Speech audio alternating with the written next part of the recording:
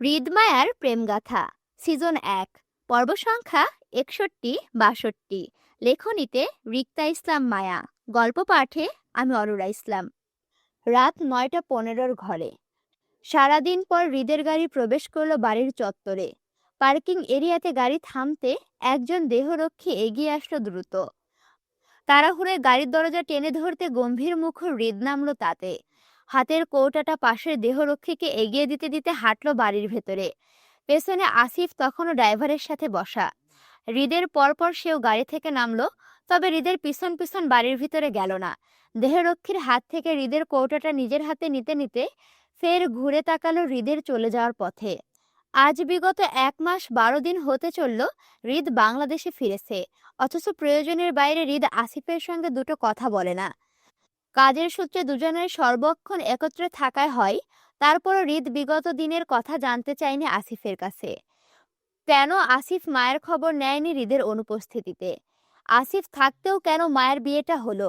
কেন আসিফও হৃদের পরিবারের মতো মায়ের ওপরে উদাসীন হলো? সবাই না জানুক, আসিফ তো জানতো তার হৃদ ভাই কতটা পাগল ছিল তার বউয়ের জন্য।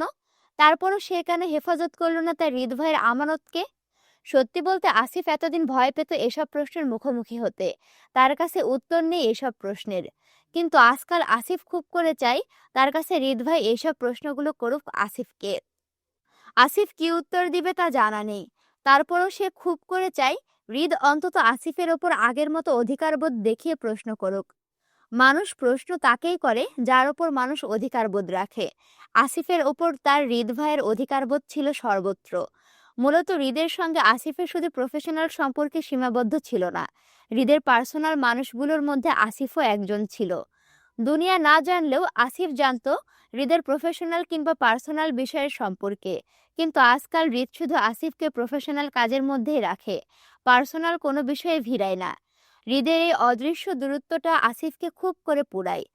তার হৃদ ভাইয়ের পার্সোনাল মানুষগুলোর মধ্যে সে নেই, সেটা মানতে নারাজ আসিফের মন। সেই জন্য আসিফ খুব করে চায় হৃদ তাকে মায়াকে ঘিরে অসংখ্য অসংখ্য প্রশ্ন করুক, দিন রাত প্রশ্ন করুক। আসিফ উত্তর দিতে না পারলে অপরাধী হয়ে থাকবে, তারপরও হৃদ প্রশ্ন করুক, অধিকার দেখাক আসিফের ওপর। হৃদের চলে যাওয়ার দিকে আসিফ আরো একবার তাকালো। ভিতরকার কষ্ট চাপিয়ে হাঁটলো নিজের বরাদ্দকৃত বাগানের কোয়ার্টার ঘরটার দিকে।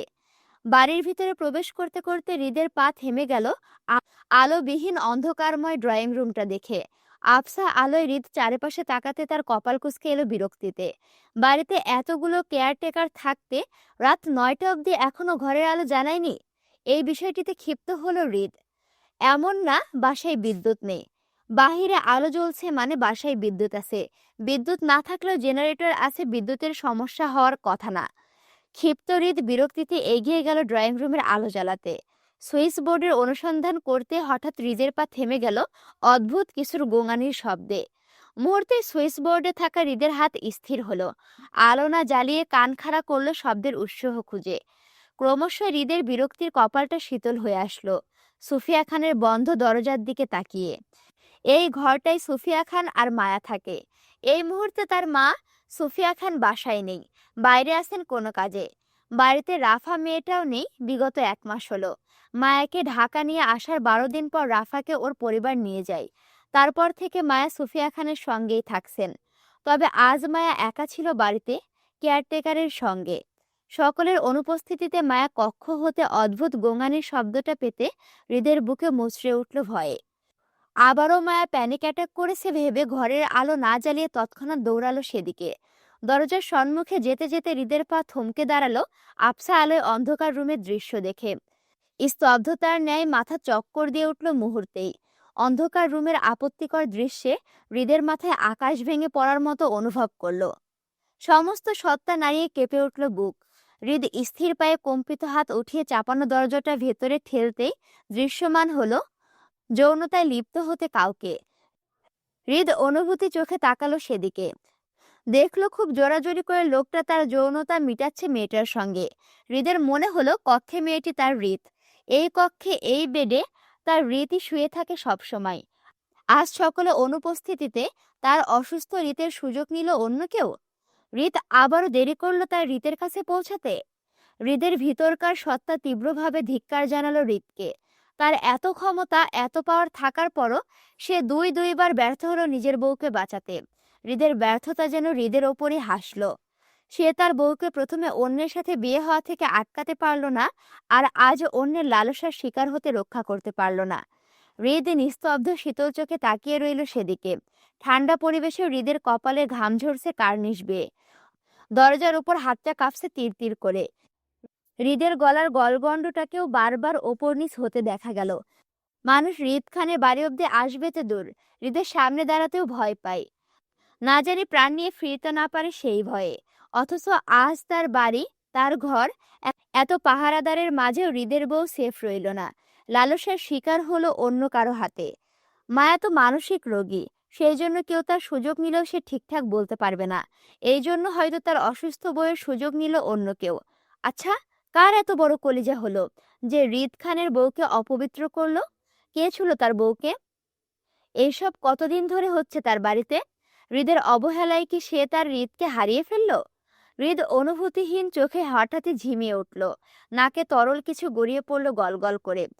বাম হাতের উল্টো পিঠ দিয়ে হৃদ নাক মুছতে মুছতে দেওয়াল ধরে দাঁড়ালো, শরীরের ভারসাম্য বজায় রাখতে। কিন্তু তারপরে সে একইভাবে গড়িয়ে যাওয়া তরল পদার্থ অনুভব করতে হৃদ নিজের ভারসাম্য হারালো। দুর্বলতার ন্যায় পড়ে যেতে নিলে পিঠ ঠেকে গেল দেওয়ালে।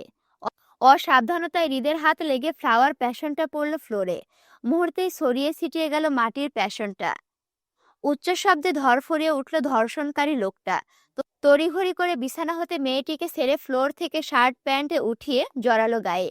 প্যান্টের চেন টানতে টানতে বাহিরে বেরিয়ে আসতে দরজার সম্মুখে হৃদকে নিস্তব্ধ দাঁড়িয়ে থাকতে দেখে ভয়ে থতমত খেয়ে গেল বয়স্ক ড্রাইভার হাসেম।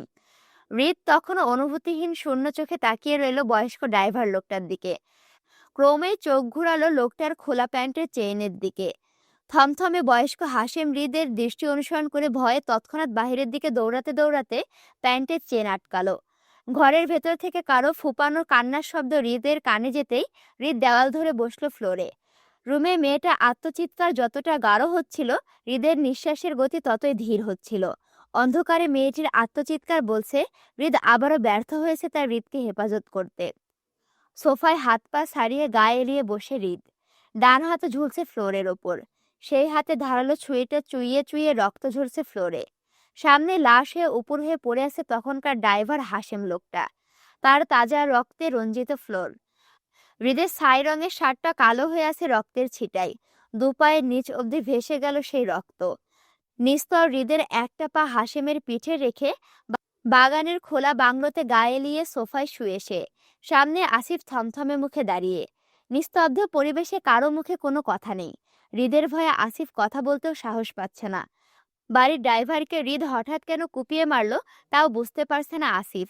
তবে হৃদ যে অকারণে কিছু করবে না তাও জানে আসিফ। ড্রাইভার চাচাকে মারার পিছনে নিশ্চয়ই মারাত্মক কোনো কারণ হবে হৃদ ভাইয়ের, এটাও আসিফের ধারণা। কিন্তু হাসেম লোকটা হঠাৎ কি করেছে সেটাই ভয়ে জিজ্ঞেস করতে পারছে না আসিফ। পিনপিত নীরবতা বিচ্ছিন্ন করে হঠাৎই গেট ধরে প্রবেশ করলো সুফিয়া খানের সাদা গাড়িটি। গাড়ির হর্নের শব্দে আসিফ সেদিকে তাকিয়ে দেখল সুফিয়া খানের সঙ্গে মায়াকে নামতে। দুজনের হাতে শপিং ব্যাগ চাপা। তবে মায়া এক হাতে কয়েকটি শপিং ব্যাগ নিয়ে অন্য হাতে সুফিয়া খানের হাত জড়িয়ে রেখেছে ভয়ে। আসিফ সুফিয়া খানকে এদিকটায় আসতে দেখে ভয়ে জড়সড় হয়ে তৎক্ষণাৎ হৃদকে ডেকে বলল, ভাই, আপনার আম্মু এদিকে আসছেন। হাসিমের লাশটা কি করব, সরিয়ে ফেলবো? আসিফের ডাকে নিরুত্তর হৃদের কোনো হেলদোল দেখা গেল না। আর না চোখ মেলে তাকালো। আসিফ হৃদের নড়াচড়া দেখতে না পেরে তৎক্ষণাৎ আবারও তাকালো সুফিয়া খানের দিকে। তিনি মায়ের হাত চেপে এই দিকটায় হেঁটে আসছেন। সুফিয়া খান যেমন তেমন, মায়ের তো মানসিক অবস্থা ভালো না। মায়ের এই অবস্থায় খুন খারাপি কিংবা রক্ত দেখাটাও বিপজ্জনক। একটা স্বাভাবিক সুস্থ মানুষের খুন খারাপি রক্ত দেখলে অস্বাভাবিক হয়ে যায়। সেখানে মায়া অসুস্থ হয়ে লাশ দেখলে আরো উত্তেজিত অস্থির হয়ে পড়বে, সেটাও স্বাভাবিক। আসিফ মায়াকে দেখে হৃদকে সতর্ক করতে চেয়ে বলল, ভাই, আপনার মার সাথে ভাবিও আছেন। লাশটা দেখলে উনি ভয় পাবেন। লাশটাকে আমি সরিয়ে ফেলবো? আসিফের কথাটা হৃদের কান অবধি পৌঁছালেও হৃদের মস্তিষ্ক সেটা ধারণ করতে পারেনি। বেখেয়ালি নিস্তব্ধ নিশ্চুপ হৃদ তখনও একইভাবে শুয়ে। অথচ ততক্ষণে সুফিয়া খান হাত ধরে মায়ের হৃদের নিকটবর্তী এসে থমকে গেল রক্তে রঞ্জিত লাশ দেখে।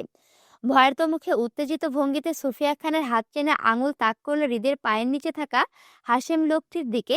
কম্পিত স্বরে বলল, রক্ত। মায়ের ভয়ার্ত গলার স্বর অল্প শুনল হৃদের কানে, অথচ তড়াক করে খুলে গেল হৃদের দুচোখ।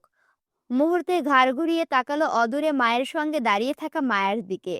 গায়ে সাদামাটা একটা পোশাক জড়িয়ে মায়া ভয়ার্ত মুখে তাকিয়ে হৃদের পায়ের নিচের লাশটার দিকে।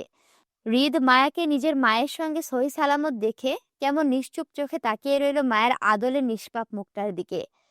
হৃদের চোখ দেখে তার ভিতরকার গভীরতা প্রকাশ করা দেয়, অথচ মায়া পুনরায় একইভাবে সুফিয়া খানের হাতটা টেনে হৃদের পায়ের নিচে লাশটা দেখিয়ে ভয়ার্ত অস্থির উত্তেজিত ভঙ্গিতে বলল, আম্মু, রক্ত, আম্মু, রক্ত। মায়ের আঙুল তাক করার দিকে সুফিয়া খান কপাল কুঁচকে তাকালো, দেখলো ড্রাইভার হাশেমের লাশটাকে। তারপরও চোখ ঘুরালো হৃদের অনুভূতিহীন শূন্য চোখের দিকে। মায়া তখনও একইভাবে সুফিয়া খানের হাত টানছে ভয়ে, হাতের শপিং ব্যাগগুলো ছড়িয়ে ছিটিয়ে ফেলেছে ততক্ষণে। মায়াকে ভয় পেতে দেখে সুফিয়া খান হৃদের থেকে দৃষ্টি সরিয়ে মায়াকে সামলাতে চাইলে মুহূর্তে উঠে দাঁড়ালো হৃদ। রক্তাক্ত ছুরিটি হাতে নিয়ে তৎক্ষণাৎ দৌড়ালো মায়ের দিকে। আতঙ্কিত মায়া আরো আতঙ্কিত হলো হৃদকে ছুরি হাতে ওর দিকে দৌড়ে আসতে দেখে। ভয়ে উত্তেজিত মায়া বড় বড় নিঃশ্বাস নিতে নিতে কোনো রকমে সুফিয়া খানের হাত টেনে বলল, আম্মু, রক্ত, আম্মু, আম্মু। মায়ের কথাগুলো বলতে বলতে হৃদ ততক্ষণে রক্তের ওপর দিয়ে দৌড়ে মায়াকে দুহাতে জাপটে জড়িয়ে ধরল আক্রোশে। হাইটে হৃদ লম্বা হওয়ায় মায়ের পা উঠে গেল ভাসমান শূন্যে। আতঙ্কিত মায়া আরো আতঙ্কিত হলো হৃদের শরীরে তাজা রক্তে লেপ্টে। হৃদের বক্ষে ছটফটিয়ে চিৎকার করে জ্ঞান হারালো তক্ষুনি। মায়াকে জ্ঞান হারাতে দেখে হৃদের হাতে ছুরিটাও পড়ল মাটিতে। তার এতক্ষণ মনে হয়েছিল সে ব্যর্থ হয়েছিল এই নারীকে হেফাজত করতে, কিন্তু এখন সশরীরে নিজের মায়ের সঙ্গে মায়াকে দেখে হৃদের শুকিয়ে যাওয়া কলিজাতে যেন পানি আসলো। হৃদ দুহাতে মায়াকে জড়িয়ে মায়ের গলায় মুখ ডোবাতেই সুফিয়া খান মায়ের হাতটা ছেড়ে হাঁটলো বাড়ির ভেতরে। মা হিসেবে এই মুহূর্তে এখানে দাঁড়ানোটা ওনার কাম্য নয় বলে তিনি চলে যেতে যেতে কপাল কুঁচকে তাকালো হাশেমের লাশটার দিকে। সুফিয়া খানের দৃষ্টি অনুসরণ করে আসিফও ওনার পিছন পিছন হাঁটলো বাড়ির ভিতরে।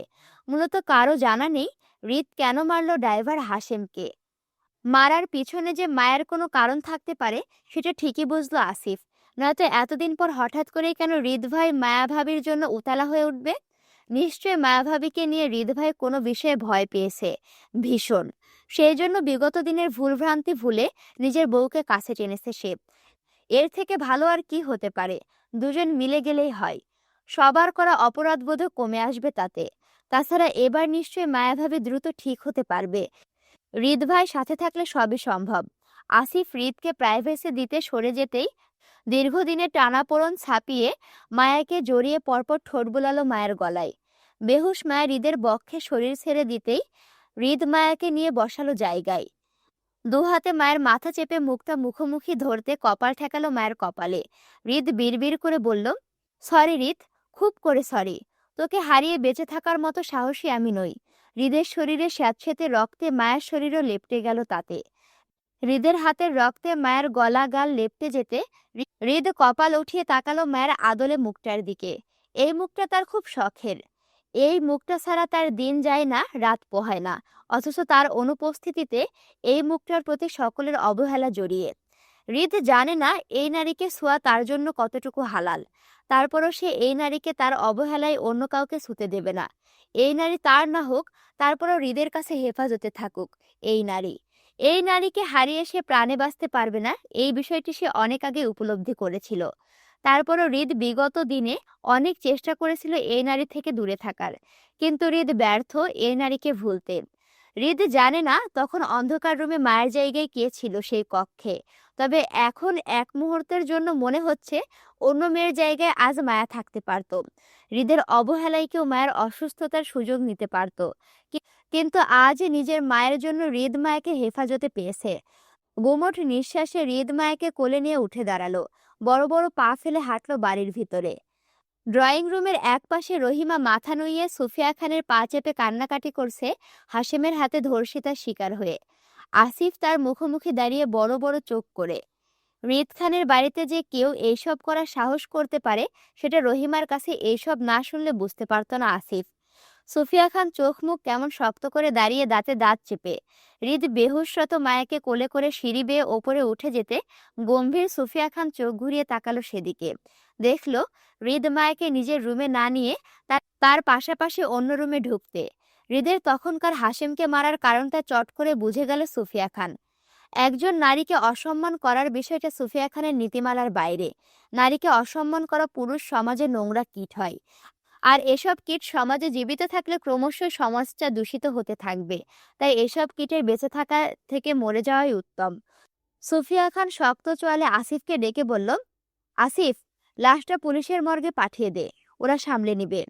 আসিফ সম্মতি দিয়ে তৎক্ষণাৎ বলল, জি ম্যাডাম।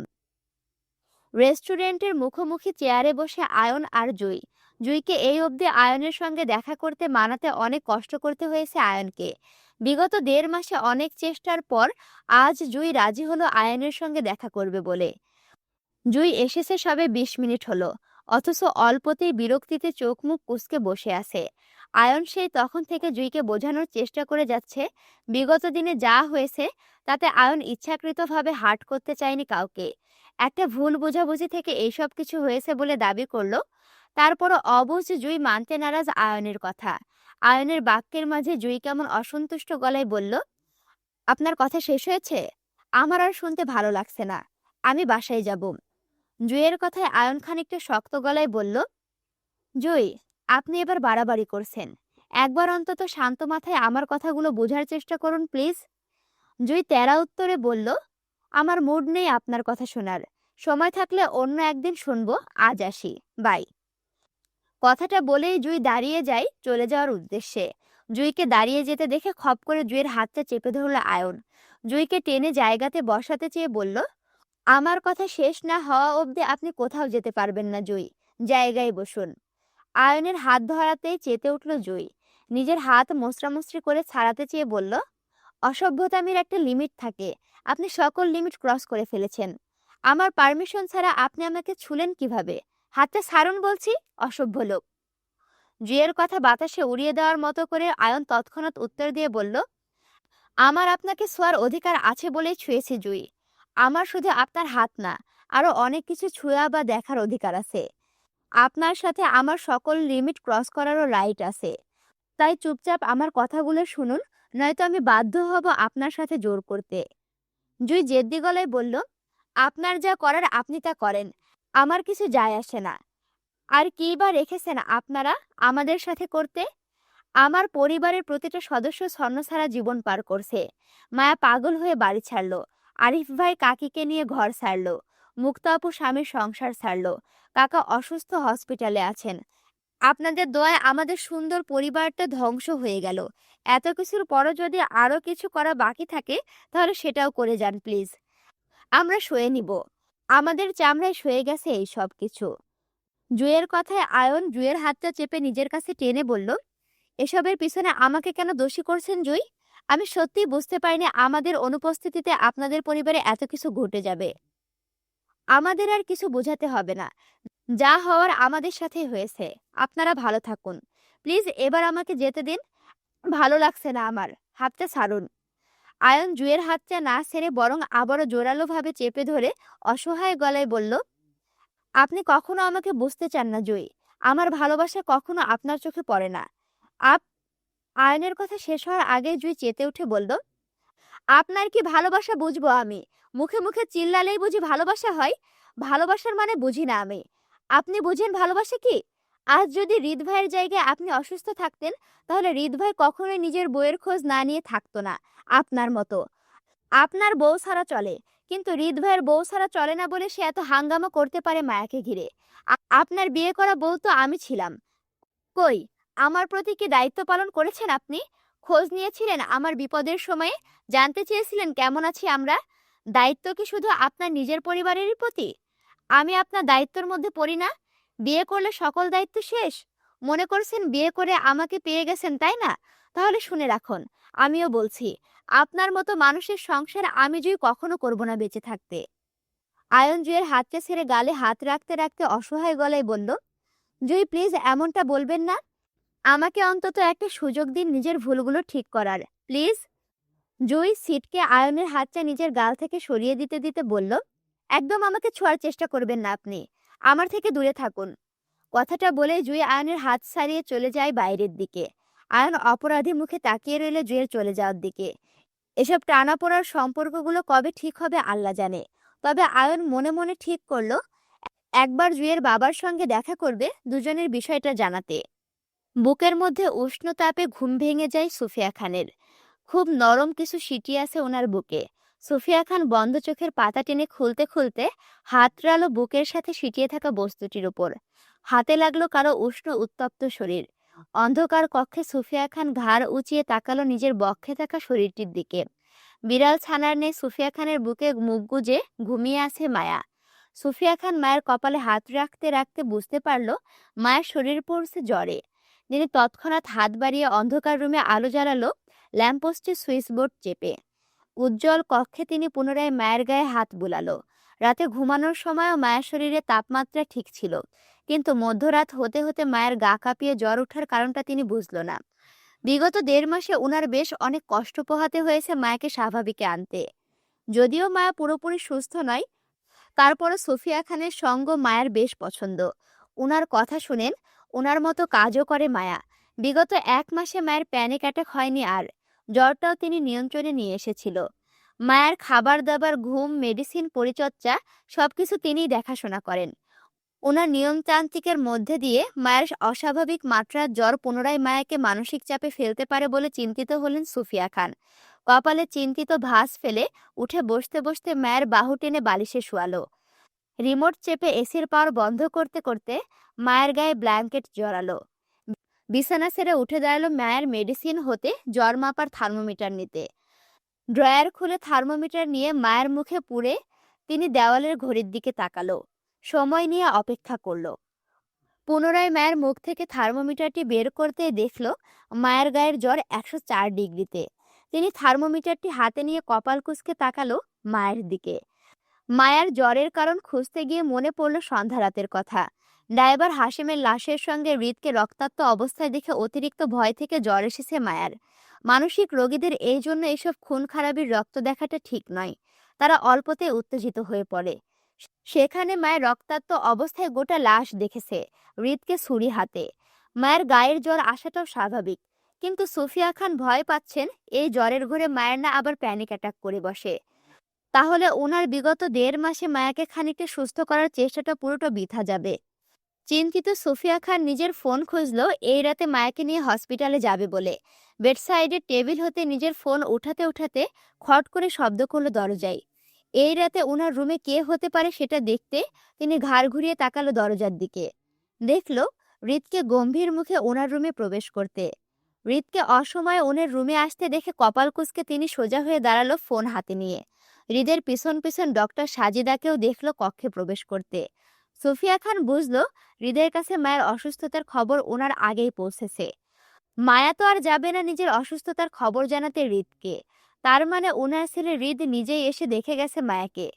চিন্তিত সুফিয়া খানের কপালের ভাঁজ শিথিল হলো। হাতে ফোনটা জায়গায় রাখতে রাখতে দুহাতে বুকে বেঁধে দাঁড়ালো হৃদের পরবর্তী পদক্ষেপ দেখতে। হৃদ মায়ের শিরধারার কাছটায় দাঁড়ালো বিছানার অপর পাশে। ডক্টর সাজিদা বেগম সুফিয়া খানের দিকে এগিয়ে গিয়ে বসলো মায়ের পেট বরাবর। মায়ের কপালে হাত রেখে বলল, গায়ে তো অনেক জ্বর পেশেন্টের, এত জ্বর হলো কিভাবে? ডক্টর সাজিদা বেগমের কথায় সুফিয়া খান কিছু বলবে তার আগে হৃদ গম্ভীর গলায় বলল, 104 ডিগ্রি আছে। হৃদের কথায় সুফিয়া খান তীক্ষ্ণ দৃষ্টিতে তাকালো হৃদের দিকে। উনার সন্দেহই ঠিক হলো। হৃদের কাছে মায়ের জ্বরের ধারণা আছে। তার মানে উনার ঘুমন্ত অবস্থায় হৃদ এসেছিল এই কক্ষে। হয়তো তখনই মায়ের জ্বর মেপে ডক্টর সাজিদাকে এই রাতে ডেকে পাঠিয়েছেন। সুফিয়া খান তীক্ষ্ণ দৃষ্টিতে হৃদের মতিগতি বোঝার চেষ্টা করলো। হৃদ নিজের মায়ের দৃষ্টি উপেক্ষা করে তাকালো মায়ের জ্বরের ফ্যাকাশে মুখটার দিকে। ডক্টর সাজিদা বেগম সবে জ্বর মাপা থার্মোমিটারটা ব্যাগ থেকে বের করতে চেয়েছিল, কিন্তু হৃদকে মায়ের জ্বরের তাপমাত্রা বলে দিতে দেখে তিনি হাত গুটিয়ে মায়ের পালস রেট চেক করতে করতে বলল, পেশেন্ট তো এতদিন ভালোই ছিল, রেগুলার চেক আপ করাতে আসতো। আজ দুপুরেও তো দেখলাম মিসেস খানের সঙ্গে সুস্থ সবলভাবে ঘোরাফেরা করছে। তাহলে রাত হতে হতে হঠাৎ এত জ্বর ওঠার কারণ কি? ডক্টর সাজিদার কথায় সুফিয়া খান চুপ রইল। তিনি জানেন উনাকে কষ্ট করে কিছু বলতে হবে না। যার বউ সেই বলবে কেন এতটা জ্বর হলো তার বউয়ের। সোফিয়া খানের ভাবনা সত্যি ঘটিয়ে হৃদ সত্যি সত্যি ডক্টর সাজিদাকে জানালো অতিরিক্ত ভয় থেকে জ্বর উঠেছে। রাতে কোনো কারণে ভয় পেয়েছিল, তারপর থেকে এই জ্বর। হৃদের কথায় ডক্টর সাজিদা বলল, আপনারা জানেন পেশেন্টের ভয় পায় এমন কিছু থেকে পেশেন্টকে দূরে রাখতে হবে, তারপরও কেন পেশেন্টকে এমন। ডক্টর সাজিদা বেগমের কথা শেষ করার আগে হৃদ শক্ত মেজাজে বলল, জ্ঞান না দিয়ে রোগী দেখুন, মেজাজ খারাপ হচ্ছে, প্রশ্ন করবেন না, ট্রিটমেন্ট করুন। হৃদের কথায় ডক্টর সাজিদা বেগম থমথমে মুখে তাকালো সুফিয়া খানের দিকে। ডক্টর হয়ে তিনি পেশেন্টের ব্যাপারে প্রশ্ন করবেন না? পেশেন্টের অবস্থা না জেনে কিভাবে ট্রিটমেন্ট দিবে? এই জন্য তিনি এই বাড়িতে আসতে ভয় পান। মা ছেলে দুটোই তেরা। একটা কথার বেশি দুটো প্রশ্ন করলে কেমন যেন চোখ মুখ গম্ভীর হয়ে যায় এদের। এদের সঙ্গে ভালো মানুষ থাকলে পাগল হয়ে যায়, পাগল মানুষ তো ডাবল পাগল হয়ে যাবে। উনার ধারণা এই জন্য হয়তো মায়া নামের মেয়েটি সুস্থ হচ্ছে না, এই মা ছেলের প্যারায় পড়ে। ডক্টর সাজিদা বাকিটা সময় চুপচাপ মায়াকে দেখে প্রয়োজনীয় ঔষধ লিখল। হাতের কাগজটা সুফিয়া খানের দিকে বাড়িয়ে দিতে দিতে তিনি আসিফকে ডাকলো। আসিফ দরজার বাইরে দাঁড়িয়েছিল সুফিয়া খানের ডাকাতে সে দ্রুত কক্ষে আসলে সুফিয়া খান হাত বাড়িয়ে আসিফকে মায়ের ওষুধের প্রেসক্রিপশনটা দিল। ডক্টর সাজিদাকে তিনি ক্লিনিকে নামিয়ে দেওয়ার আদেশও করল। আসিফ সম্মতি জানিয়ে ডক্টর সাজিদাকে নিয়ে বেরিয়ে যেতেই সুফিয়া খান চোখ ঘুরালো হৃদের দিকে।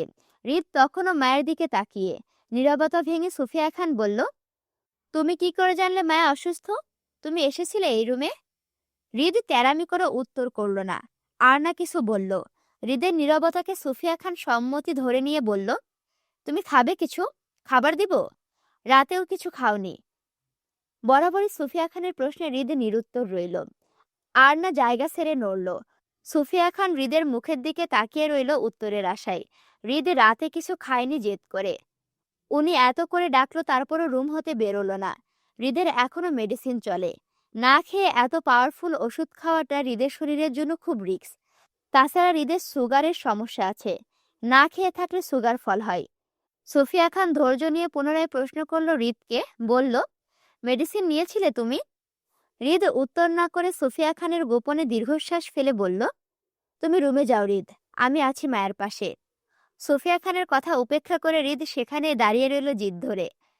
ততক্ষণে বাসার একজন কেয়ারটেকার বাটি হাতে জল নিয়ে রুমে প্রবেশ করতে সুফিয়া খান সেদিকে তাকালো। মায়াকে জলপট্টি দেওয়ার কাপড় ভিজিয়ে রেখেছে পানিতে। কেয়ারটেকার মহিলাটি মায়ের পাশে বসে বেডসাইড টেবিলে বাটিটি রাখতেই সেখান থেকে ভেজা কাপড়টি হাতে নিল মায়ের কপালে জলপট্টি দিতে। সুফিয়া খান বাধা দিয়ে মহিলাটিকে বলল, আপনি যান খালা, আমি পারবো বাকিটা। হৃদের দিকে তাকিয়ে মহিলাটি আমতা আমতা করলো চলে যেতে। রাতের বিষয়টি নিয়ে মহিলাটি বেশ ভয় পাচ্ছেন হৃদকে। যদিও উনার সহকর্মী রহিমাকে হাশেমের হাতে ধর্ষিত হতে হয়েছে, তারপরও হৃদের হাতে হাশেমের নৃশংসভাবে হত্যাটা ছিল ভয়ঙ্কর। তাজা লাশের রক্তস্রোত মনে করলে এখনো উনার শরীরে কাঁটা দিয়ে ওঠে ভয়ে। এই রক্ত দেখেই তো পাগল মায়াটি অসুস্থ হলো। সারা রাত তিনিও ঘুমাতে পারেননি রহিমার জন্য।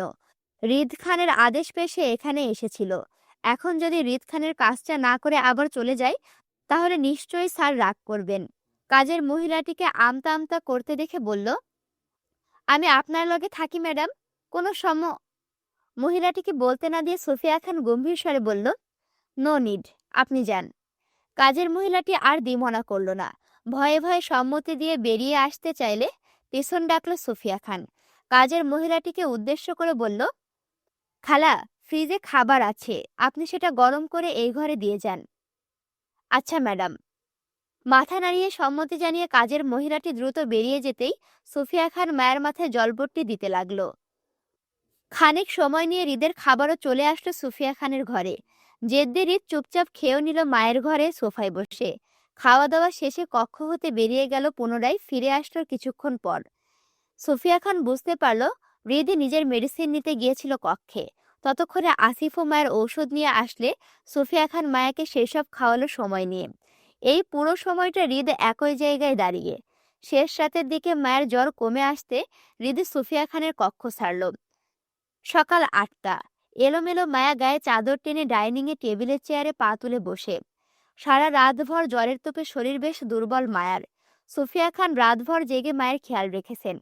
শেষ রাতের দিকে মায়ের গায়ের জ্বর কমে আসলে তিনি মায়ের ঘুমন্ত শরীরটা মুছে দেন অসুস্থতা কাটাতে। দুর্বল মায়ের টেবিলে মাথা ফেলে বসে। সুফিয়া খান বাটিতে করে মায়ের জন্য নুডলস রাখতেই মায়া মাথা তুলে বসল।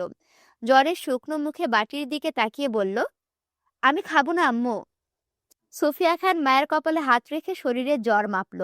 জ্বর নেই, তবে শরীরের দুর্বলতার রেশ কাটাতে কিছুটা সময় লাগবে মায়ার।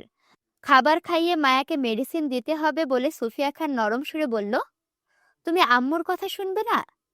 মায়া মাথা নাড়িয়ে সম্মতি দিতে দিতে বলল, শুনবো। গুড গার্ল, এবার খাবারটা ফিনিশ করো, তারপর আমরা ঘুরতে যাব, কেমন? মায়া মাথা কাত করে পুনরায় সম্মতি দিল। সুফিয়া খান মায়ের সম্মুখে নুডলসের বাটি এগিয়ে দিতে দিতে তিনি মায়ের এলোমেলো খোলা চুলগুলো গুছিয়ে হাত খোপা করতে লাগলে মায়া চামচ নাড়িয়ে বাটি হাতে অল্প নুডলস মুখে দিয়ে চিবোতে চিবোতে নাক মুখ কুঁচকে বলল, আম্মু, এগুলো কেমন তেতো তেতো, খেতে পারি না, ফেলে দেই। মায়ের কথায় সুফিয়া খান বুঝলেন জ্বরের তোপে মায়ের মুখে তেতো হয়ে আছে, তাই খাবারের স্বাদ পাচ্ছে না। তিনি মায়াকে কিছু বললেন না, আর না ধমকালেন, বরং তিনি মায়ের ব্যাপারে খুবই নমনীয় আর ধৈর্যশীল হলেন। উনার বেশ শখ ছিল একটা মেয়ের। হৃদের পরে রাধিফকে জন্মই দিয়েছিল একটা মেয়ের আশায়, কিন্তু উনার মেয়ে না হয়ে ছেলে হওয়াতে উনি আর তৃতীয়বার সন্তান নেননি। তবে এই শেষ বয়সে এসে মায়ের মতো করে একটা মেয়ে পেয়ে যাবেন, সেটা তিনি ভাবতেও পারেননি। যদিও মায়ের মানসিক ভারসাম্য ঠিক নেই, অতিরিক্ত মানুষ ভয় পায়, তবে সে সুফিয়া খানের কথা খুব মেনে চলে। বলতে গেলে মায়া সুফিয়া খানকে ছাড়া কিছু বুঝে না। সার্বক্ষণিক ওনার পিছন পিছন ঘুরতে দেখা যায় মায়াকে। ওনার মনে হয় উনি সে প্রথমবারের মতো আবারও মেয়ের মা হয়েছে মায়াকে পেয়ে। যদিও মেয়েরা বাবার ন্যাওটা থাকে, কিন্তু মায়া যেন পুরোপুরি সুফিয়া খানের ন্যাওটা মেয়ে হয়ে আছে। আর ন্যাওটা বলতে আমাদের এলাকার আঞ্চলিক ভাষায় বলে বাবা পাগল মেয়ে। আর ন্যাওটা বলতে এরকমই কিছু, মা পাগল মেয়ে, বুঝছো? ন্যাওটা মানে কারো পাগল, কারো প্রতি অতিরিক্ত আসক্তি, বুঝছো? শক্তপোক্ত সুফিয়া খান কেমন কেমন যেন মায়ার ওপর বেশ দুর্বল হয়ে গেছেন। চোখে হারানোর মতো মায়াকে সার্বক্ষণিক চোখে চোখে রাখেন তিনি। উনার ছেলে হৃদ মায়াকে মেনে না নিলেও তিনি মায়াকে সারা জীবন নিজের কাছে রাখবেন বলে মনস্থির করে রেখেছেন। এই মেয়ে ওনার কাছেই যত্নে থাকবে, ওনার মেয়ে হয়ে। সুফিয়া খান মায়ের গালে আসা চুলগুলো কানে গুজে আদুরে হাত বুলালো মায়ের মাথায়। আদুরে স্বরে বলল, পছন্দের খাবার ফেলতে নেই আম্মু, আল্লাহ নারাজ হয়। আস্তে আস্তে খাও, তাহলে দেখবে সব শেষ হয়ে গেছে। এই খাবারগুলো আমি কষ্ট করে তোমার জন্য বানিয়েছি, তুমি না খেয়ে ফেলে দিলে আমি কষ্ট পাবো। তুমি কি চাও আম্মু কষ্ট পাক? মায়া ভাষা ভাষা দু চোখে সুফিয়া খানের দিকে তাকিয়ে অসম্মতি জানালো, যার অর্থ সে চায় না ওর আম্মুকে কষ্ট দিতে। সুফিয়া খান ঝুঁকে মায়ের মাথায় চুমু খেতে খেতে বলল, তুমি খাবারটা শেষ করো আম্মু, আসছি, কেমন? মায়া পুনরায় ঘাড় কাত করে সম্মতি দিতে সোফিয়া খান কিচেনের দিকে এগোলো হৃদের খাবার রেডি করতে। যদিও হৃদ বিগত 1.5 মাস বাড়িতে কারো সঙ্গে বসে খাবার খায়নি, তবে আজ হৃদের ওনাদের সঙ্গে বসে নাস্তা করবে। শুধু নাস্তা নয়, ওনার ধারণা মতে হৃদ 3 বেলায় ওনার সঙ্গে খাওয়ার কথা। কারণ তিনি দেখেছেন ছেলের চোখে মায়াকে হারানোর ভয়, আর এই ভয়ে হৃদকে মায়ের আশেপাশে রাখবে। সুফিয়া খান চলে যেতেই মায়া বাটির দিকে তাকালো। নুডলসের চেয়ে চিংড়ি মাছ আর মাশরুম বেশি। মায়ের পছন্দের খাবারের মধ্যে চিংড়ি মাছ একটা, সেগুলো একে একে মুখে তুলছিল সবে। হঠাৎই চেয়ার টানা শব্দ হতে মায়া খেতে খেতে চোখ তুলে সামনে তাকাতেই দেখলো হৃদ মায়ের পাশের চেয়ারটা টেনে বসেছে। হৃদকে দেখে মায়া অস্থির উত্তেজিত হলো ভয়ে। রাতের কথা মনে করতে চিৎকার করলো সুফিয়া খানের উদ্দেশ্যে। মায়ের চিৎকারে তৎক্ষণাৎ ছুটে আসলো সুফিয়া খান। মায়াকে আতঙ্কিত হতে দেখে তিনি নিজেও ভয় পেলেন। ভেজা হাতে ছুটে এসে মায়াকে জড়িয়ে ধরতে মায়া ভয়ার্ত মুখ লুকালো সুফিয়া খানের বুকে। অধৈর্যে সুফিয়া খান হৃদকে শাসিয়ে বলল, কি করেছো তুমি ওর সাথে? হৃদ সবেমাত্র বসেছিল, সে কিছু করার আগে বদনাম হয়ে গেল এই মেয়ের চিৎকারে। এখন সব দোষ তার। কিছু করার পর দোষ দিলে না হয় মানা যেত, কিন্তু এই মেয়ে তাকে সেই সুযোগটাই দিল না। তার আগেই তাকে দেখে চিৎকার করে বসলো। হৃদ বিরক্তি গলায় বলল, আমি আবার কি করব? তাহলে কাঁদছে কেন ও? চোখে পানি বেশি, সেই জন্য। বরাবরের হৃদের তেরা উত্তর। সুফিয়া খান হৃদকে কিছু না বলে মায়াকে নিয়ে চলে যেতে চাইল। মায়া এক হাতে সুফিয়া খানকে জড়িয়ে অন্য হাতে নিজের নুডলসের বাটি চেপে দাঁড়াতে চাইলে বাটিতে টান পড়ল হৃদের। এক হাতে মায়া নিজের বাটি টানছে, তো অপর হাতে হৃদ মায়ের বাটি চেয়ে আমি আবার পড়ি, ঠিক আছে? মানে হৃদ এখানে মায়ের সাথে দুষ্টুমি করছে, বুঝছো? এক হাতে মায়ের নিজের বাটি টানছে, তো অপর হাতে হৃদ মায়ের বাটি চেপে বসে আছে দিবে না বলে। মায়ের অর্ধ খাওয়া বাটিতে হৃদের হাত দেখে মা পুনরায় কাঁদল নিজের বাটি ছাড়াতে চেয়ে। সুফিয়া খান সেদিকে তাকিয়ে বিরক্তির সহিত হৃদকে শুধিয়ে বলল, কি সমস্যা তোমার? ওর বাটি ছাড়ছো না কেন? ছাড়ো এটা। হৃদ দুহাতে মায়ের থেকে বাটি কেড়ে নিল নিজের কাছে। মায়ের মুখ লাগানো চামচটা দিয়ে নিজের মুখে নুডলস তুলতে তুলতে বলল, এটা আমার, তাই ছাড়ছি না। মা হয়ে তিনি হৃদকে কখনো এইসব নুডলস খেতে দেখেছে কিনা সন্দেহ। হৃদের এইসব মশলা জাতীয় খাবার পছন্দ নয়। সে সবসময় হেলদি খাবার খেতে পছন্দ করে। বলতে গেলে উনার পরিবারের সবাই হেলদি খাবার খেয়ে থাকেন, শুধু মায়া বাদে। পরপর হৃদকে মায়ের খাওয়া নুডলস মুখে তুলতে দেখে কপাল কুঁচকালেন সুফিয়া খান। তীক্ষ্ণ গলায় হৃদকে শুধিয়ে বলল, তোমার তো এসব খাবার পছন্দ না, রাইট? তাহলে খাচ্ছ কেন? আজ পছন্দ হয়েছে তাই খাচ্ছি। হৃদের কথায় সুফিয়া খান চুপ রইল, বেশি কথা বাড়ালো না। অনেক দিন পর হৃদ ওনার সঙ্গে একটু স্বাভাবিকভাবে কথা বলছে, এটাই অনেক। মায়ের জন্য না হয় উনি পুনরায় খাবার বানিয়ে দেবেন। মায়াকে নিয়ে সুফিয়া খান কিচেন রুমের দিকে যেতেই হৃদ নুডলস মুখে তুলতে তুলতে চোখ ঘুরিয়ে তাকালো কিচেনের দিকে। ডাইনিং হতে কিচেন স্পষ্ট দেখা যায়। সেখানে সুফিয়া খানের আঁচল ধরে মায়া দাঁড়িয়ে, এক হাতে একটা আপেল। কিছু সময় পর পর তাতে কামড় বসাচ্ছে চিবোতে চিবোতে। হৃদ শান্ত দৃষ্টিতে মায়ের দিকে তাকিয়ে বাকি খাবারটা শেষ করলো। টিস্যু দিয়ে মুখ মুছতে মুছতে উঠে দাঁড়ালো। টেবিল ছেড়ে চলে যেতে গিয়ে পুনরায় মায়ের দিকে তাকালো। মায়া ঘাড় ঘুরিয়ে ততক্ষণে এই দিকেই তাকিয়েছিল। এতে দুজনের চোখাচোখি হলো মুহূর্তেই। ভয়ার্ত মায়া তৎক্ষণাৎ হৃদের থেকে দৃষ্টি সরিয়ে নিতেই হৃদ প্রস্থান করলো ডাইনিং হতে। হৃদকে চলে যেতে দেখে পিছন পিছন সুফিয়া খানও আসলো হৃদের খাবার নিয়ে। প্লেট ভর্তি খাবার টেবিলে রাখতে রাখতে দেখলো হৃদ মায়ের রাখা অল্প খাবার খেয়েই বেরিয়ে গেছে। সুফিয়া খান দীর্ঘশ্বাস ফেলে মায়ের দিকে তাকালো। ওনার শরীর ঘেঁষে মায়া দাঁড়িয়ে। মা ছেলের অদৃশ্য দুর্বলতা হয়ে দাঁড়িয়েছে এই মেয়ে। হৃদ চাচ্ছে মায়ের অসুস্থতার পাশে দাঁড়াতে, কিন্তু কোনো কিছু ওনার ছেলেকে আটকাচ্ছে মায়ের কাছে আসতে। কিন্তু কি? মায়ের বিয়ে, নাকি অন্য কিছু? যদি মায়ের বিয়েটা হৃদকে তার বউয়ের থেকে দূরে রাখে, তাহলে সেটাও সঠিক নয়। প্রথম স্বামী জীবিত অবস্থায় দ্বিতীয় বিয়ে জায়েজ নয়, সেটা হৃদ নিজেও জানে। জেনে বুঝে সে নিশ্চয়ই অবস্পনা করবে না। অবশ্যই অসুস্থ মায়ের পাশে দাঁড়াবে।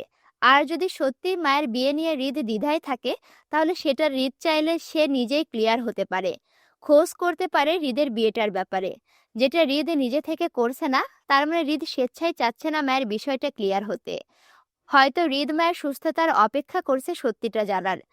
মনস্তাত্ত্বিক ভাবনায় সুফিয়া খানের মনে হলো হৃদের দ্বিধা দূর করতে হলে ওনার কোনো আলেমের সঙ্গে কথা বলা প্রয়োজন। দরকার হলে দুজনের পুনরায় বিয়ে দেবে। তারপরও উনার ছেলের সকল দ্বিধা দূর করতে মায়াকে হালাল করবে হৃদের জন্য।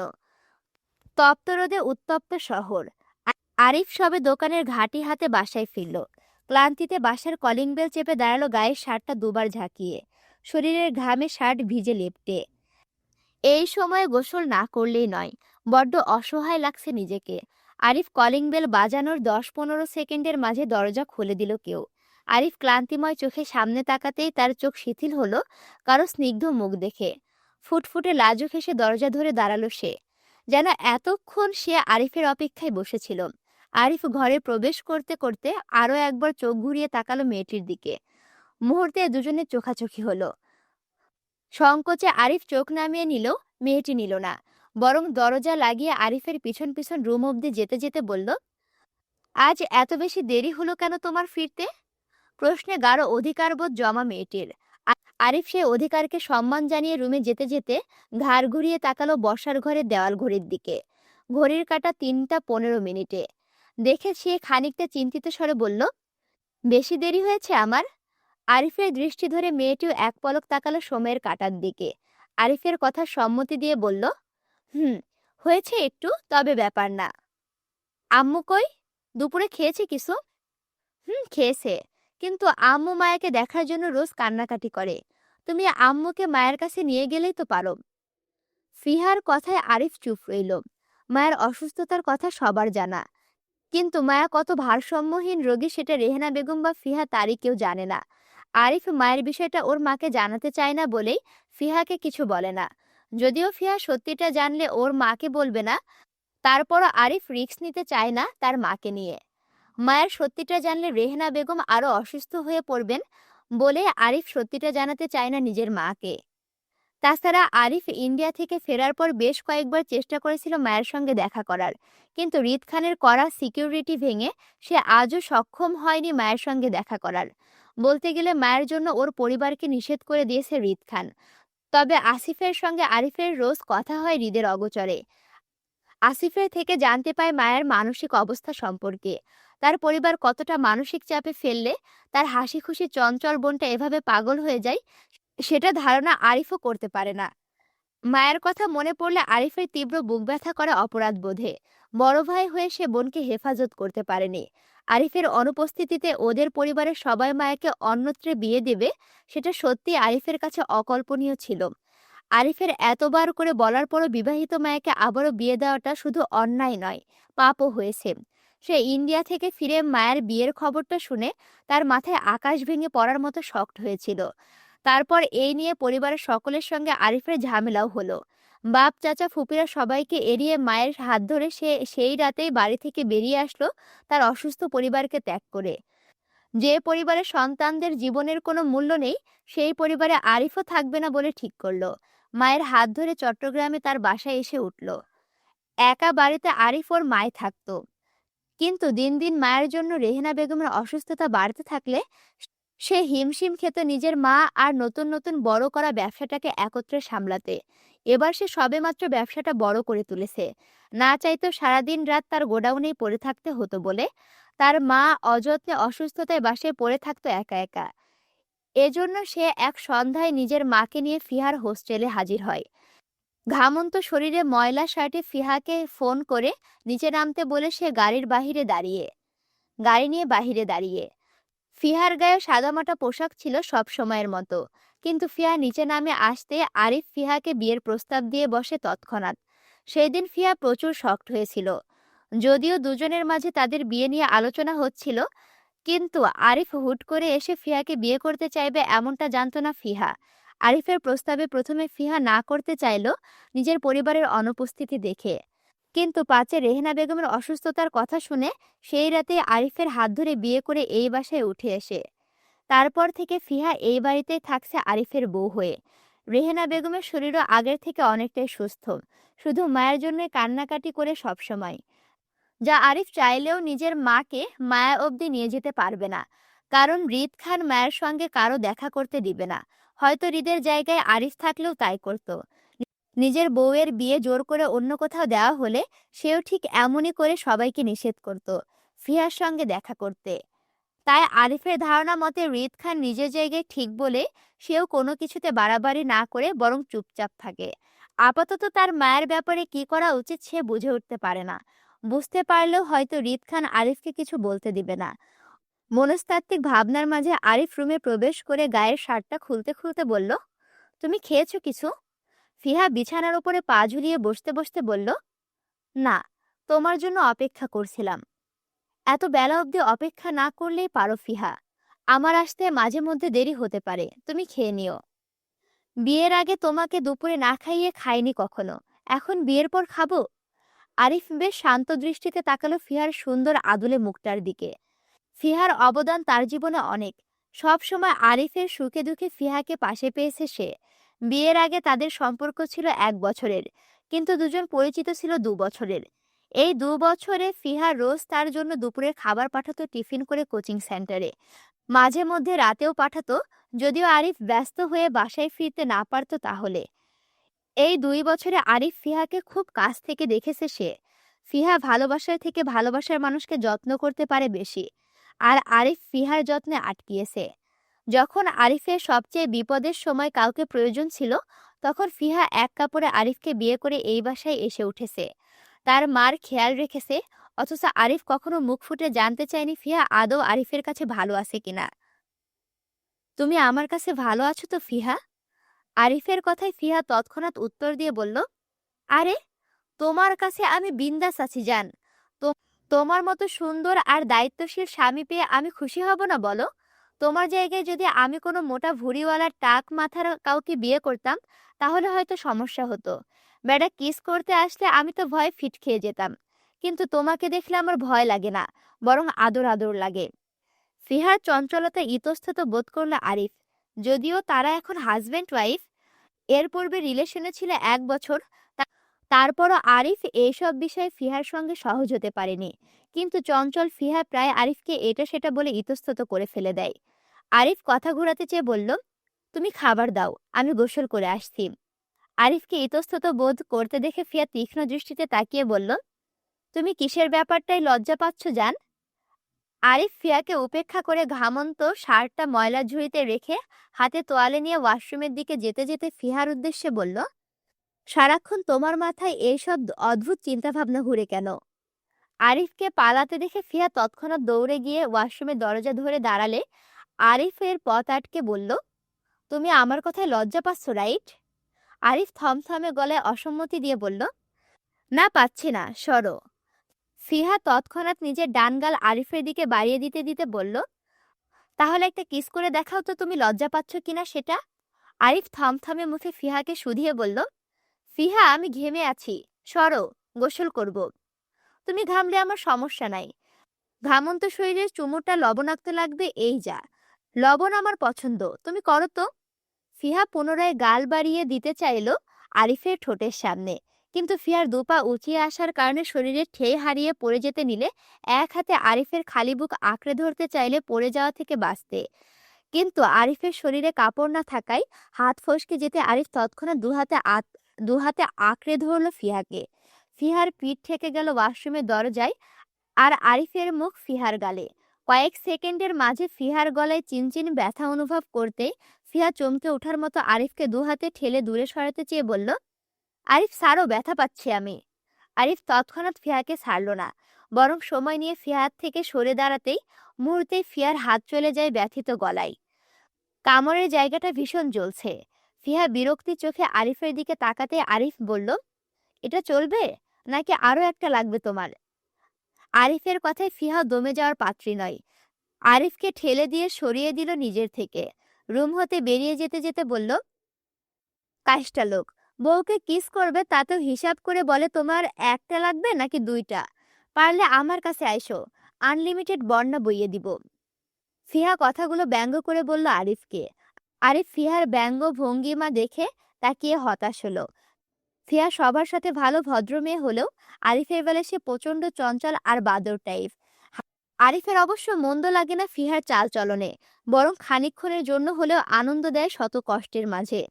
জুই নিজের কক্ষে শুয়ে একঘেয়েমি জীবনটা কেন যেন ছন্নছাড়া হয়ে গেছে। বাসায় বলতে ওরা 5 সদস্য রয়েছে, জুই, ওর মা, বাবা, বড় চাচা আর মুক্তা। ওদের এত সুন্দর পরিবারটা যেন কেমন ছন্নছাড়া হয়ে গেছে। আগের মতো প্রাণচঞ্চলতা নেই কারো মাঝে। মায়ের অসুস্থতা ঘিরে যাবতীয় ঘটনাকে কেন্দ্র করে মায়ের বাবাও কষ্ট পাচ্ছেন। দিন দিন কেমন শুকিয়ে যাচ্ছেন অসুস্থতায়। তার ওপর আবার আরিফ তার মাকে নিয়ে ঘর ছাড়ল। জুইরা শুনেছে আরিফ নাকি চট্টগ্রামে বিয়েও করেছে কাকে, সেই বউ নিয়ে নাকি থাকছে বড় চাচিকে নিয়ে। এসবের মাঝে জুইরাই ভালো নেই। কেমন নিস্তব্ধ আর হাহাকার এই পরিবারটা জুড়ে। জুয়ের মাঝে মধ্যে মনে হয় সে এই পরিবার ছেড়ে দূরে কোথাও পালিয়ে যেতে, নয়তো এই অসুস্থ পরিবেশে থেকে সেও একদিন মায়ের মতো অসুস্থ হয়ে পড়বে। ওর পড়াশোনা বন্ধ, হাতে ফোন নেই, কোথাও যেতে পারে না, কেমন ঘরবন্দি হয়ে আছে সে। মায়া কেমন আছে সেটাও জানতে পারে না। সব মিলিয়ে কেমন দমবন্ধ পরিস্থিতিতে আছে জুই। মায়াকেও ভীষণ মিস করে, কিন্তু মায়ের সঙ্গে দেখা করা বা কথা বলার উপায় নেই জুয়ের। ওর বাবা নিষেধ করেছে কেউ ওই পরিবারের নাম না নিতে। হয়তো হৃদের জুয়ের বাবাকে করা আঘাত থেকে জুয়ের বাবা সাজিদুল ইসলাম ক্ষিপ্ত ওই পরিবারের সঙ্গে। জুয়ের চিন্তাভাবনার মাঝে সাজিদুল ইসলাম হাঁক ছেড়ে গলা ফাটিয়ে ডাকল জুইকে।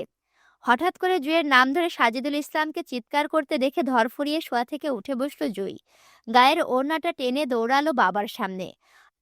তাড়াহুড়োয় দৌড়ে সাজিদুল ইসলামের কাছে পৌঁছাতে ওর কিছু বলার আগে সাপটে থাপ্পড় পড়ল জুয়ের গালে। সিটকে পড়ার মতো ফ্লোরে পড়ল জুই। জুয়ের মা পাশেই দাঁড়িয়েছিল। হঠাৎ জুইকে থাপ্পড় মারতে দেখে তিনি আহাজারি করে জুইকে টেনে ধরতেই সাজিদুল ইসলাম হুঙ্কার ছেড়ে বলল, ওই বাড়ির ছেলে আমাকে তোর জন্য ফোন দেয় কেন? আমার মেয়ের বিষয়ে ওই বাড়ির ছেলের কি কথা থাকতে পারে? আমি মানা করেছিলাম না ওই বাড়ির সঙ্গে কেউ যোগাযোগ না করতে? তারপরও কেন ওই বাড়ি থেকে কল আসে তোর নামে? বাবার কথায় জুই ফুপিয়ে কেঁদে উঠল। গালে ৫ আঙুলের দাগ পড়েছে। জুই বুঝতে পারে ওই বাড়ির থেকে হয়তো আয়নের কল এসেছিল ওর বাবার ফোনে, যার জন্য সাজিদুল ইসলাম এতটা রেগেছেন। কিন্তু জুয়ের মা বুঝল না উনার স্বামী কার কথা বলছেন। তাই তিনি মেয়েকে বুকে জড়াতে জড়াতে আহাজারি করে বলল, ওই বাড়ি থেকে কার না কার ফোন এসেছে বলে আপনি আমার মেয়েটাকে মারবেন? ওরা কি এমন বলেছে আমার মেয়ের নামে? কি করেছে আমার মেয়ে? সত্যিটা না জেনে আপনি আমার মেয়েকে মারলেন কেন? তর্ক করবো না সালেহা। তোমার মেয়ের জন্য ওই বাড়ির ছেলে ফোন করেছে মানে ও নিশ্চয়ই ওই বাড়ির যোগাযোগ করেছে। যদি ওর বাকি বোনদের মতো ওই বাড়ির ছেলের সঙ্গে সম্পর্ক থাকে, তাহলে তোমার মেয়েকে আমি কেটে নদীতে ভাসিয়ে দিব। যে মেয়ে বাবার সম্মান নষ্ট করে সেই মেয়ের দরকার নেই আমার, মনে রাখো। কথাটা বলে সাজিদুল ইসলাম বাহিরের দিকে চলে গেল। জুই মায়ের বুকে আশ্রে পড়ে কাঁদতে লাগলো। আয়ন হঠাৎ করে জুইয়ের বাবাকে কল দিবে বলে সেটা বুঝতে পারেনি জুই। তবে আয়ন যে ওদের দুজনের সম্পর্কের কথাটা জুইয়ের বাবাকে বলেনি সেটা সাজিদুল ইসলামের কথাই বুঝেছে জুই। তবে আয়নের বলতে কতক্ষণ। ভয়ার্ত জুই আরো ভয়ার্ত হলো। মাকে জড়িয়ে ফুপাতে লাগলো অঝরে। মায়ের খোঁজে খোঁজে হৃদ সুফিয়া খানের কক্ষে এসে দাঁড়ালো, কিন্তু খালি ঘরটা দেখে অস্থির পা চালালো বারান্দার দিকে। হৃদের এতক্ষণে পুরো বাড়ি খোঁজা হয়ে গেছে মায়াকে, কিন্তু কোথাও কোনো রেশ নেই মায়ের। হঠাৎ মায়া কোথায় যেতে পারে ভেবে অস্থির হৃদ আরো অস্থির হলো। সুফিয়া খান বাড়িতে নেই সেটা শুনে সে বাড়িতে এসেছিল মায়ের খোঁজে, কিন্তু মায়াকে কোথাও না পেয়ে সে ভিতরকার ভয়টা যেন আরো বাড়ল। স্থির পায়ে বারান্দার দরজার সম্মুখে যেতে যেতে থেমে গেল সামনের দৃশ্য দেখে।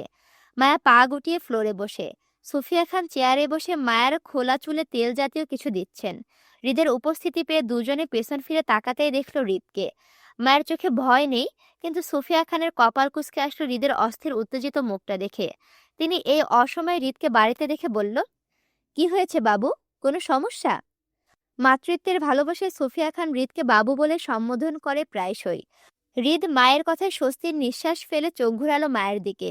মায়াকে হেফাজতে দেখে ছোট করে বলল, না।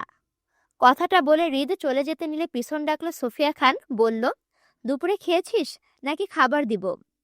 দাও। মায়ের অর্ধ মাথায় তেল দেওয়া অবস্থায় সুফিয়া খান উঠে দাঁড়ালো মায়াকে নিয়ে। দুপুরে খাওয়ার সময় হয়েছে। যদিও মায়াকে আগেই খাওয়ানো হয়েছে, তবে তিনি ভেবেছিল মায়ের মাথায় তেলটা শেষ করে তিনি খাবেন। এখন হৃদের উপস্থিতিতে ভালো হলো। অন্তত হৃদ নিজের দায়িত্ব পালন করার চেষ্টা করছে। সুফিয়া খান মায়ের চুলগুলো পেঁচিয়ে হাত খোপা করে মায়াকে নিজের সঙ্গে নিয়ে গেল। হৃদের গোসল করতে করতে সুফিয়া খান ততক্ষণে খাবার রেডি করলো সার্ভেন্টদের নিয়ে। মায়ের হাতে এক বাটি চিজ পাস্তা তুলে দিতে মায়া সেগুলো খেতে খেতে ডাইনিং পেরিয়ে ড্রয়িং রুমের দরজার সামনে দাঁড়ালো। বাগানে পাকা ফলের দিকে তাকিয়ে মুখে খাবার চিবোলো। হৃদ গোসল শেষ করে সিঁড়ি বেয়ে নিচে নামতে নামতে মায়াকে একা পেল। বিগত ১.৫ মাসে সে মায়াকে একা দেখেছে কিনা সন্দেহ। সারাক্ষণ সুফিয়া খানের পিছন পিছন ঘুরে মায়া। আজ একা পেয়ে হৃদ সেদিকে হাঁটল।